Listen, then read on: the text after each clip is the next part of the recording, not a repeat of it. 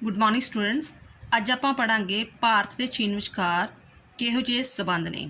ਠੀਕ ਹੈ, ਕਹਿੰਦਾ ਭਾਰਤ ਤੇ ਚੀਨ ਵਿਚਕਾਰ ਹਮੇਸ਼ਾ ਪਹਿਲਾਂ ਮਿੱਤਰਤਾਪੂਰਨ ਸਬੰਧ ਸਨ, ਬਟ ਜਦੋਂ 1962 ਵਿੱਚ ਚਾਈਨਾ ਨੇ ਇੰਡੀਆ 'ਤੇ ਹਮਲਾ ਕੀਤਾ ਉਸ ਤੋਂ ਬਾਅਦ ਇਹਨਾਂ ਦੇ ਸਬੰਧ ਵਿਗੜਨੇ ਸ਼ੁਰੂ ਹੋ ਗਏ।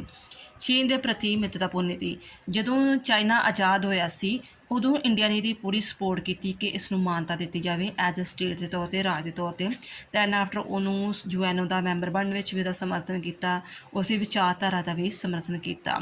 ਫਿਰ 1954 ਵਿੱਚ ਚਾਈਨਾ ਨੇ ਮਤਲਬ ਜਿਹੜਾ ਹੈਗੇ ਸੀ ਉਹਦੇ ਨਾਲ ਵਪਾਰਕ ਸਮਝੌਤੇ ਕੀਤੇ ਅਤੇ ਇੰਡੀਆ ਨੇ ਵੀ ਜਿਹੜਾ ਹੈਗਾ ਤਿੱਬਤ ਦਾ ਇਲਾਕਾ ਇੰਡੀਆ ਵਿੱਚ ਹੀ ਬੇਸ਼ੱਕ, ਬਟ ਉੱਥੇ ਜਿਹੜਾ ਅਖਤਿਆਰ ਜਿਹੜਾ ਹੈਗਾ ਚਾਈਨਾ ਨੂੰ ਸੌਂਪ ਦਿੱਤਾ ਕਿ ਠੀਕ ਹੈ ਤੁਹਾਡਾ ਇਹ ਇਲਾਕਾ ਤਿੱਬਤ ਦਾ ਇਲਾਕਾ ਤੁਹਾਡਾ ਸੀ। ਦੈਨ ਆਫਟਰ ਫਿਰ ਜਿਹੜਾ ਬੰਡੂੰਗ ਸੰਮੇਲਨ ਹੋਇਆ ਉਹਦੇ ਵਿੱਚ ਵੀ ਇਹ ਸਿਧਾਂਤਾਂ ਦਾ ਬਿਆਨ ਕੀਤਾ ਕਿ ਅਸੀਂ 5-6 ਸਿਧਾਂਤਾਂ ਨੂੰ ਫੋਲੋ ਕਰਾਂਗੇ, ਇੱਕ ਦੂਜੇ 'ਤੇ ਕਦੇ ਵੀ ਹਮਲਾ ਨਹੀਂ ਕਰਾਂਗੇ। ਦੈਨ ਆਫਟਰ ਵਿੱਚ ਚੀਨ ਦਾ ਜਿਹੜਾ ਪ੍ਰਧਾਨ ਮੰਤਰੀ ਚਾਵਨ ਲਾਏ ਸੀ ਉਹਨੇ 1954 'ਚ ਭਾਰਤ ਯਾਤਰਾ ਕੀਤੀ ਅਤੇ ਪੰਡਤ ਨਹਿਰੂ ਤੇ ਚੀਨ ਦੀ ਦੌਰਾ ਕੀਤਾ, ਯਾਨੀ ਕਿ ਦੋਨੋਂ ਜਿਹੜੇ ਪ੍ਰਧਾਨ ਮੰਤਰੀ ਸੀ ਇੱਕ ਦੂਜੇ ਦੇ ਦੇਸ਼ ਵਿੱਚ ਆਉਂਦੇ ਜਾਂਦੇ ਮਿੱਤਰਤਾਪੂਰਨ ਵਾਲੇ ਸੰਬੰਧ ਬਣੇ ਰਹੇ। ਬਟ ਉਸ ਤੋਂ ਬਾਅਦ ਜਿਹੜੇ ਹੈਗੇ ਚਾਈਨਾ ਦੇ ਅਤੇ ਇੰਡੀਆ ਦੇ ਸੰਬੰਧ ਵਿਗੜਨੇ ਸ਼ੁਰੂ ਹੋ ਗਏ। ਰੀਜ਼ਨ ਕੀ ਸੀ? 1962 ਵਿੱਚ ਚੀਨ ਦੇ ਹਮਲੇ ਦਾ। ਕਹਿੰਦਾ ਕਿ ਇੰਡੀਆ ਬਿਲਕੁਲ ਪ੍ਰਪੇਅਰ ਨਹੀਂ ਸੀ ਕਿ ਜਿਹੜਾ ਸਾਡਾ ਮਿੱਤਰ ਦੇਸ਼ ਆ ਉਹ ਵੀ ਧੋਖਾ ਦੇਗਾ, ਅਸੀਂ ਉਹਦੀ ਸਪੋਰਟ ਕਰ ਰਹੇ ਹਾਂ, ਮਾਨਤਾ ਦਿੱਤੀ ਆ, UN ਦਾ ਮੈਂਬਰ ਬਣਾਇਆ ਵਾ, ਵਿਚਾਰਧਾਰਾ ਨੂੰ ਐਕਸੈਪਟ ਕੀਤਾ, ਇਵਨ ਤਿੱਬਤ ਦਾ ਇਲਾਕਾ ਵੀ ਦਿੱਤਾ, ਉਹ ਸਾਡੇ 'ਤੇ ਹਮਲਾ ਕਰ ਗਿਆ। ਉਹਨੂੰ ਇਸ ਚੀਜ਼ ਦੀ ਆਸ ਨਹੀਂ ਸੀ, ਬਟ ਚਾਈਨਾ ਨੇ ਪੂਰੀ ਤਿਆਰੀ ਦੇ ਨਾਲ ਜਿਹੜਾ ਹੈਗਾ ਇੰਡੀਆ 'ਤੇ ਹਮਲਾ ਕਰ ਦਿੱਤਾ ਅਤੇ ਭਾਰਤ ਨੂੰ ਕਰਾਰੀ ਹਾਰ ਦਾ ਮੂੰਹ ਵੇਖਣਾ ਪਿਆ। ਈਵਨ ਕਿ ਇੰਡੀਆ ਦਾ ਕਾਫੀ ਜਿਹੜਾ ਏਰੀਆ ਸੀ ਉਹ ਵੀ ਉਹਨਾਂ ਨੇ ਚਾਈਨਾ ਵਾਲਿਆਂ ਨੇ ਹਥਿਆ ਲਿਆ। ਉਸ ਤੋਂ ਬਾਅਦ ਇੰਡੀਆ ਅਤੇ ਜਿਹੜਾ ਚਾਈਨਾ ਵਿਚਕਾਰ ਜਿਹੜੀ ਦੁਸ਼ਮਣੀ ਡੇ ਬਾਏ ਡੇ ਵੱਧਦੀ ਗਈ। ਫਿਰ ਸ਼ਾਸਤਰੀ ਕਾਲ ਜਦੋਂ ਲਾਲ ਬਹਾਦਰ ਸ਼ਾਸਤਰੀ ਜਿਹੜੇ ਕਿ ਪ੍ਰਧਾਨ ਮੰਤਰੀ ਬਣੇ ਉਹ 1964 ਤੋਂ ਲੈ ਕੇ 66 ਤੱਕ ਰਹੇ ਅਤੇ ਉਹਨਾਂ ਦੋਨਾਂ ਵਿਚਕਾਰ ਵੀ ਕੋਈ ਮਿੱਤਰਤਾਪੂਰਨ ਸੰਬੰਧ ਨਾ ਬਣੇ, ਕਿਉਂਕਿ ਹੋ ਸਕਦਾ ਹੈ ਕਿ ਇੱਕ ਇਨਸਾਨ ਦੀ ਵਿਚਾਰਧਾਰਾ ਵੀ ਜਿਹੜੀ ਹੈਗੀ ਆ ਉਹ ਮੈਚ ਨਾ ਕਰਦੀ ਹੋਵੇ ਕਿ ਉਹਨਾਂ ਨੇ ਸਾਡੇ 'ਤੇ ਹਮਲਾ ਕੀਤਾ ਅਤੇ ਅਸੀਂ ਕਿਉਂ ਕਿਉਂ ਇਹਨਾਂ 'ਤੇ ਜਿਹੜਾ ਹੈਗਾ ਇਤਬਾਰ ਕਰੀਏ। ਦੈਨ ਆਫਟਰ ਫਿਰ ਮੈਕਮੋਹਨ ਦਾ ਰੇਖਾ ਵਪਾਰ ਇੱਥੋਂ ਤੱਕ ਨਹੀਂ ਕਿ ਮਤਲਬ ਚਲੋ ਚਾਈਨਾ ਨੇ ਤਾਂ ਹਮਲਾ ਕਰਤਾ, ਉੱਥੋਂ ਏਰੀਆ ਵੀ ਹਥਿਆ ਲਿਆ, ਉਸ ਤੋਂ ਬਾਅਦ ਵੀ ਉਹਨਾਂ ਵਿਚਕਾਰ ਚਾਈਨਾ ਅਤੇ ਇੰਡੀਆ ਵਿਚਕਾਰ ਜਿਹੜਾ ਹੈਗਾ ਹੀ ਜਿਹੜੀ ਹੈਗੀ ਆ ਘੁਸਪੈਠ ਹੁੰਦੀ ਰਹੀ ਅਤੇ ਛੋਟੀਆਂ ਛੋਟੀਆਂ ਲੜਾਈਆਂ ਹੁੰਦੀਆਂ ਰਹੀਆਂ। ਰੀਜ਼ਨ ਕੀ ਸੀ? ਮੈਕਮੋਹਨ ਦੀ ਲਾਈਨ। ਤੁਹਾਨੂੰ ਬੇਟਾ ਇਹ ਮੈਂ ਫੋਟੋ ਅਪਲੋਡ ਕੀਤੀ ਹੋਈ ਆ ਕਿ ਮੈਕਮੋਹਨ ਲਾਈਨ ਜਿਹੜੀ ਹੈਗੀ ਇੰਡੀਆ ਅਤੇ ਚਾਈਨਾ ਵਿਚਕਾਰ ਇੱਕ ਲਾਈਨ ਆ ਜਿਹੜੀ ਕਿ ਸਰ ਹੈਨਰੀ ਮੈਕਮੋਹਨ ਲਾਈਨ ਨੇ ਡਰਾ ਕੀਤੀ ਸੀ 1914 ਵਿੱਚ ਕਿ ਇੰਡੀਆ ਅਤੇ ਚਾਈਨਾ ਦਾ ਇਹ ਬਾਰਡਰ ਏਰੀਆ ਵਾ। ਇੰਡੀਆ ਇਸ ਤੋਂ ਬਾਅਦ ਕ੍ਰਾਸ ਨਹੀਂ ਚਾਈਨਾ ਨੂੰ ਕਰੇਗਾ, ਚਾਈਨਾ ਇੰਡੀਆ ਨੂੰ ਕ੍ਰਾਸ ਨਹੀਂ ਕਰੇਗਾ। ਇੰਡੀਆ ਨੇ ਐਕਸੈਪਟ ਕਰ ਲਿਆ ਕਿ ਠੀਕ ਹੈ ਇਹ ਮੈਕਮੋਹਨ ਲਾਈਨ ਦੀ ਸਾਡਾ ਬਾਰਡਰ ਏਰੀਆ, ਬਟ ਚਾਈਨਾ ਨੇ ਅੱਜ ਤੱਕ ਇਸ ਚੀਜ਼ ਨੂੰ ਐਕਸੈਪਟ ਨਹੀਂ ਕੀਤਾ। ਉਹ ਕਹਿੰਦਾ ਕਿ ਮੈਕਮੋਹਨ ਲਾਈਨ ਅਸੀਂ ਐਕਸੈਪਟ ਨਹੀਂ ਕਰਦੇ।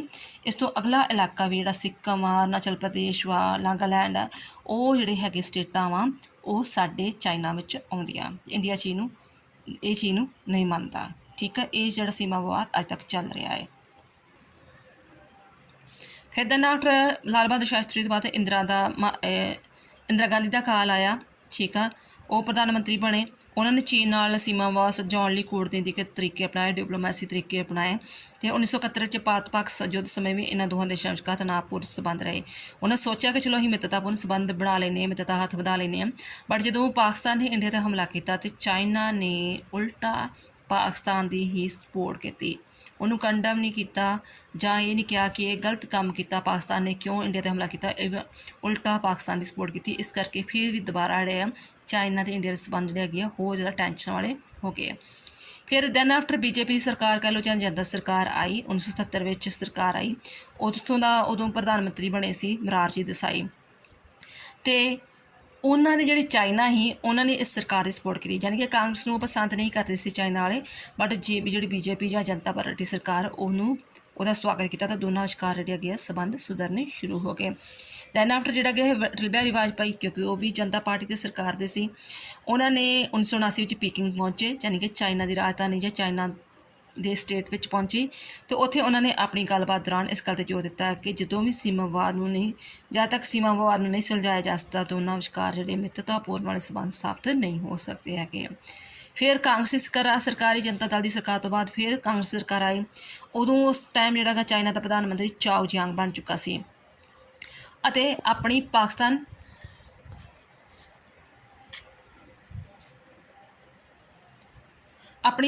ਯਾਤਰਾ ਦੌਰਾਨ 3 ਜੂਨ 1981 ਨੂੰ ਕਿਹਾ ਗਿਆ ਕਿ ਏਸ਼ੀਆ ਦੇ 2 ਵੱਡੇ ਦੇਸ਼ ਯਾਨੀ ਕਿ ਇੰਡੀਆ ਅਤੇ ਭਾਰਤ ਨੂੰ ਸ਼ਾਂਤੀਪੂਰਵਕ ਰਹਿਣਾ ਚਾਹੀਦਾ। ਗਿਆ ਉਹ ਪਾਕਿਸਤਾਨ ਸੀ, ਬਟ ਉੱਥੇ ਇਨਡਾਇਰੈਕਟ ਵੇ ਨਾਲ ਮੈਸੇਜ ਉਹਨੇ ਕਨਵੇ ਕੀਤਾ ਕਿ ਇੰਡੀਆ ਅਤੇ ਚਾਈਨਾ ਨੂੰ ਹਮੇਸ਼ਾ ਹੀ ਸ਼ਾਂਤੀਪੂਰਵਕ ਰਹਿਣਾ ਚਾਹੀਦਾ ਹੈਗਾ ਵਾ। ਜੇਕਰ ਮਤਲਬ ਉਹ ਸ਼ਾਂਤੀਪੂਰਵਕ ਰਹਿਣਗੇ ਤਾਂ ਏਸ਼ੀਆ ਵਿੱਚ ਸ਼ਾਂਤੀ ਬਣੀ ਰਹੇਗੀ, ਨਹੀਂ ਤਾਂ ਪ੍ਰੋਬਲਮਸ ਕ੍ਰੀਏਟ ਹੋ ਜਾਏਗੀ। ਫਿਰ ਆ ਗਿਆ ਰਾਜੀਵ ਗਾਂਧੀ। ਉਸ ਤੋਂ ਬਾਅਦ ਰਾਜੀਵ ਗਾਂਧੀ ਕਹਿੰਦਾ 1988 ਵਿੱਚ ਰਾਜੀਵ ਗਾਂਧੀ ਜਿਹੜਾ ਹੈਗਾ ਪ੍ਰਧਾਨ ਮੰਤਰੀ ਬਣਿਆ ਅਤੇ 34 ਸਾਲਾਂ ਬਾਅਦ ਫਿਰ ਭਾਰਤ ਦੇ ਪ੍ਰਧਾਨ ਮੰਤਰੀ ਨੇ ਚੀਨ ਦੀ ਯਾਤਰਾ ਕੀਤੀ ਅਤੇ ਕਹਿੰਦਾ ਰਾਜੀਵ ਗਾਂਧੀ ਨੇ ਚੀਨ ਯਾਤਰਾ ਨਾਲ ਦੋਵਾਂ ਦੇਸ਼ਾਂ ਵਿਚਕਾਰ ਸੰਬੰਧਾਂ 'ਚ ਇੱਕ ਨਵਾਂ ਅਧਿਆਇ ਸ਼ੁਰੂ ਹੋਇਆ। ਰਾਸ਼ਟਰੀ ਮੋਰਚਾ ਸਰਕਾਰ, ਫਿਰ ਕਾਂਗਰਸੀ ਸਰਕਾਰ ਤੋਂ ਬਾਅਦ ਮੁੜ ਕੇ ਫਿਰ ਜਿਹੜੀ ਰਾਸ਼ਟਰੀ ਮੋਰਚਾ ਸਰਕਾਰ ਆਈ, ਭਾਰਤ ਚੀਨ ਸਰਕਾਰ। ਇਸ ਸਮੇਂ ਜਿਹੜਾ ਪ੍ਰਧਾਨ ਮੰਤਰੀ ਸੀ ਸ੍ਰੀ VP ਸਿੰਘ, ਅਤੇ ਦੋਨਾਂ ਵਿਚਕਾਰ ਫਿਰ ਮਿੱਤਰਤਾਪੂਰਨ ਫਿਰ ਸੰਬੰਧ ਸਥਾਪਿਤ ਹੋਏ।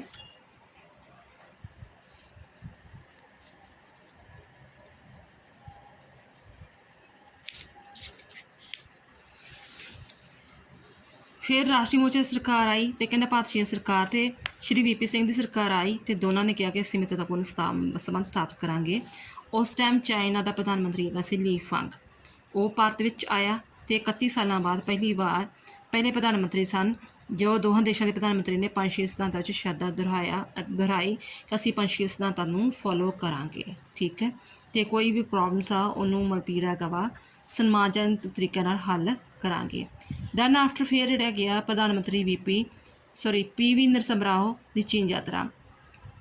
1993 ਵਿੱਚ ਨਰਸਿਮਹਾ ਰਾਓ ਦੀ ਸਰਕਾਰ ਬਣੀ ਅਤੇ ਉੱਥੇ 4 ਇਤਿਹਾਸਕ ਸਮਝੌਤੇ 'ਤੇ ਸਾਈਨ ਕੀਤੇ ਗਏ ਅਤੇ ਕਹਿੰਦਾ ਕਿ ਇਸ ਨਾਲ ਜਿਹੜਾ ਹੈਗਾ ਭਾਰਤ ਚੀਨ ਵਿਚਕਾਰ ਇੱਕ ਸੰਬੰਧਾਂ 'ਚ ਸੁਧਾਰਾਂ ਦਾ ਇੱਕ ਹੋਰ ਅਧਿਆਇ ਜੁੜ ਗਿਆ।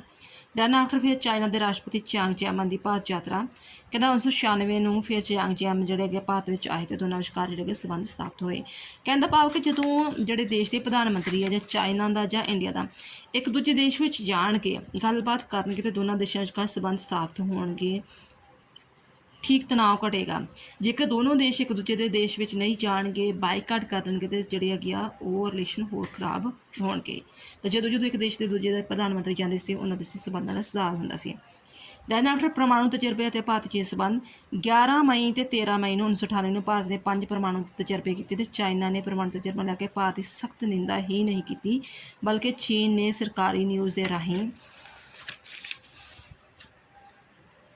ਫਿਰ ਤੋਂ ਅਰੁਣਾਚਲ ਪ੍ਰਦੇਸ਼ ਨੂੰ ਆਪਣਾ ਦਾਅਵਾ ਠੋਕ ਦਿੱਤਾ ਕਿ ਚਾਈਨਾ ਨੂੰ ਇਹ ਹੋ ਗਿਆ ਕਿ ਵੀ ਇਸ ਏਸ਼ੀਆ ਵਿੱਚ ਸਿਰਫ ਮੇਰੇ ਕੋਲ ਪਰਮਾਣੂ ਬੰਬ ਸੀ। ਉਹਦਾ ਤਾਂ ਮਤਲਬ ਵੀ 4-5 ਦੇਸ਼ ਹਨ, America, England, France, China, Russia, ਅਤੇ ਹੁਣ ਇੰਡੀਆ ਨੇ ਵੀ ਪਰਮਾਣੂ ਬੰਬ ਬਣਾ ਲਿਆ ਸੀ ਅਤੇ ਉਹਨੂੰ ਇਹ ਹੋਇਆ ਕਿ ਇਹ ਗੁਆਂਢੀ ਦੇਸ਼ ਵੀ ਇਹੋ ਜਿਹਾ ਆ ਗਿਆ ਜਿਹਦੇ ਕੋਲ ਪਰਮਾਣੂ ਬੰਬ ਆ। ਅਤੇ ਉਸ ਨੇ ਆਪਣਾ ਗੁੱਸਾ ਕੱਢਣ ਲਈ ਉਹਨੇ ਕਿਹਾ ਕਿ ਜਿਹੜਾ ਅਰੁਣਾਚਲ ਪ੍ਰਦੇਸ਼ ਆ ਉੱਤੇ ਵੀ ਮੈਂ ਕਬਜ਼ਾ ਕਰਾਂਗਾ, ਠੀਕ ਆ। ਅੰਨੇ ਬਹਾਨਾ ਲੱਭਿਆ ਕਿ ਮੈਂ ਫਿਰ ਤੁਹਾਡੇ ਦੇਸ਼ 'ਤੇ ਅਟੈਕ ਕਰਾਂਗਾ। ਅਤੇ ਉਹ ਮਤਲਬ ਵੀ ਉਹ ਈਵਨ ਕਿ ਇਹ ਨਿੰਦਾ ਵੀ ਕੀਤੀ ਕਿ ਕਿਉਂ ਤੁਸੀਂ ਪਰਮਾਣੂ ਬੰਬ ਜਿਹੜਾ ਹੈਗਾ ਕਿਉਂ ਇਹਦਾ ਐਕਸਪੈਰੀਮੈਂਟ ਕੀਤਾ ਹੈ। ਦੈਨ ਆਫਟਰ ਚੀਨ ਨੇਤਾ ਲੀ ਫੰਗ ਦੀ ਭਾਰਤ ਯਾਤਰਾ। 2001 ਵਿੱਚ ਚੀਨ ਦੇ ਸ੍ਰੇਸ਼ਠ ਨੇਤਾ ਲੀ ਫੰਗ ਭਾਰਤ ਆਏ। ਉਹਨਾਂ ਨੇ ਭਾਰਤ ਦੇ ਪ੍ਰਧਾਨ ਮੰਤਰੀ ਵਾਜਪਾਈ ਨਾਲ ਮੁਲਾਕਾਤ ਕੀਤੀ ਅਤੇ ਖੇਤਰੀ, ਅੰਤਰਰਾਸ਼ਟਰੀ ਅਤੇ ਦੋਪੱਖੀ ਮਹੱਤਵ ਦੇ ਮੁੱਦਿਆਂ 'ਤੇ ਵਿਚਾਰ ਵਟਾਂਦਰਾ ਕੀਤਾ। ਚੀਨ ਨੇਤਾ ਨੇ ਭਾਰਤ ਦੀ ਧਰਤੀ ਵਿੱਚ ਕਿਸੇ ਵੀ ਰੂਪ ਵਿੱਚ ਕਿਸੇ ਵੀ ਸਥਾਨ 'ਤੇ ਉੱਠਣ ਵਾਲੇ ਅੱਤਵਾਦ ਦੀ ਨਿੰਦਾ ਕੀਤੀ। ਚੀਨ ਦੇ ਪ੍ਰਧਾਨ ਮੰਤਰੀ ਦੀ ਯਾਤਰਾ। ਚੀਨ ਦੇ ਪ੍ਰਧਾਨ ਮੰਤਰੀ ਫਿਰ ਯੂ ਰੋਂਗਲੀ ਆਇਆ 2002 ਵਿੱਚ ਅਤੇ ਦੋਨਾਂ ਦੇ ਦੇਸ਼ਾਂ ਵਿਚਕਾਰ ਇਹ ਮਲਪੀ ਫੈਸਲਾ ਆਇਆ ਕਿ ਜਿਹੜਾ ਵਿੱਚ ਦੇਸ਼ਾਂ ਵਿੱਚ ਪੁਲਾੜ ਆ, ਸਪੇਸ ਆ, ਵਿਗਿਆਨ ਆ, ਤਕਨੀਕ ਆ, ਬ੍ਰਹਮਪੁੱਤਰ ਆ ਜਿਹੜੇ ਹੈਗੇ ਆ, ਇਹਨਾਂ ਸੰਬੰਧੀ ਜਿਹੜੀਆਂ ਹੈਗੀਆਂ 6 ਸਮਝੌਤੇ ਉਹਨਾਂ ਨੇ ਕੀਤੇ ਵੀ ਯਾਨੀ ਕਿ ਹੁਣ ਸਮਝੌਤਿਆਂ 'ਤੇ ਸਾਈਨ ਹੋਣ ਲੱਗ ਪਈ ਵੀ ਅਸੀਂ ਇੱਕ ਦੂਜੇ ਨਾਲ ਇੰਟਰਚੇਂਜ ਕਰਾਂਗੇ ਜਿਹੜੀਆਂ ਮੇਨ ਚੀਜ਼ਾਂ ਵਗੈਰਾ ਹੈਗੀਆਂ ਵਾ। ਦੈਨ ਆਫਟਰ ਫਿਰ ਵਾਜਪਾਈ ਦੀ ਸਰਕਾਰ।